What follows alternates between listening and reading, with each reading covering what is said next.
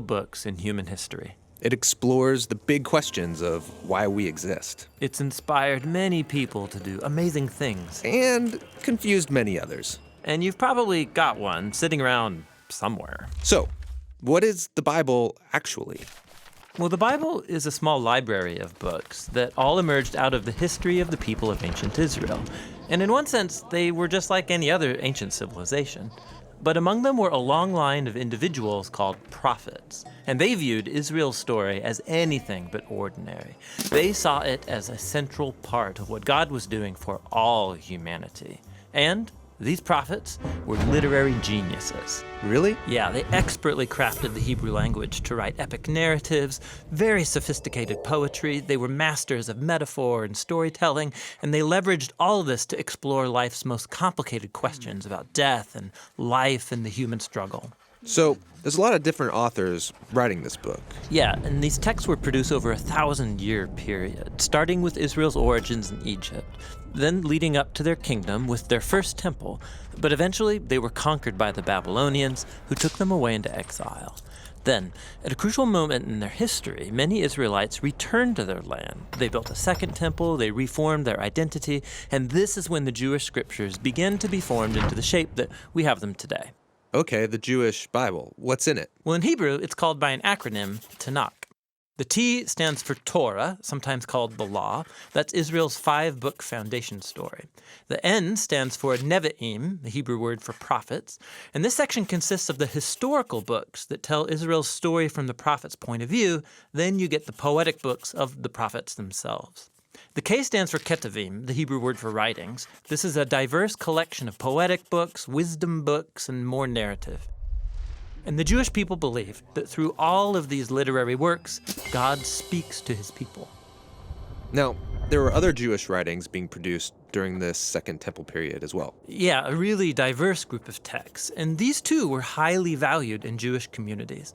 And there was debate from ancient times about whether or not some of these should be considered part of their scriptures. So, this is a lot of different writings over a long period of time. Why did they put them all together like this? Well, altogether, these texts tell an epic story about how God is working through these people to bring order and beauty out of the chaos of our world.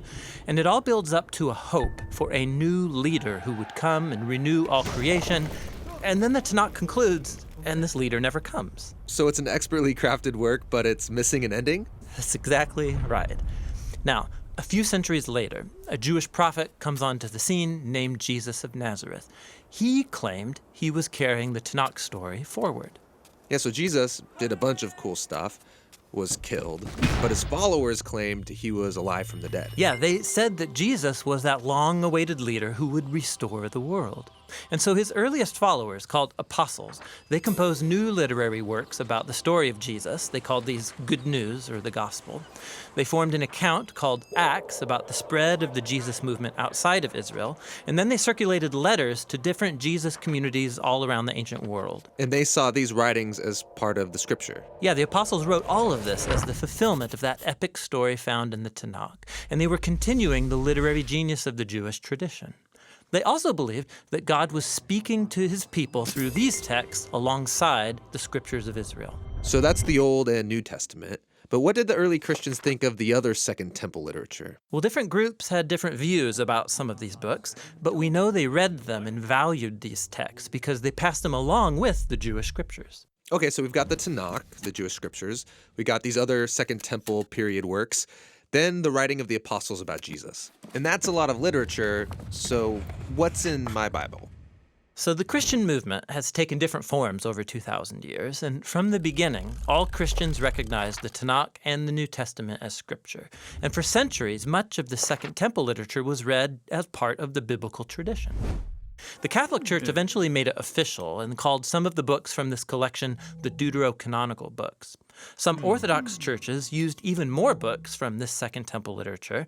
And then in the 1500s, during the Reformation, Protestant Christians wanted to go back to the oldest writings of the prophets and apostles, so they accepted only the Old and New Testaments.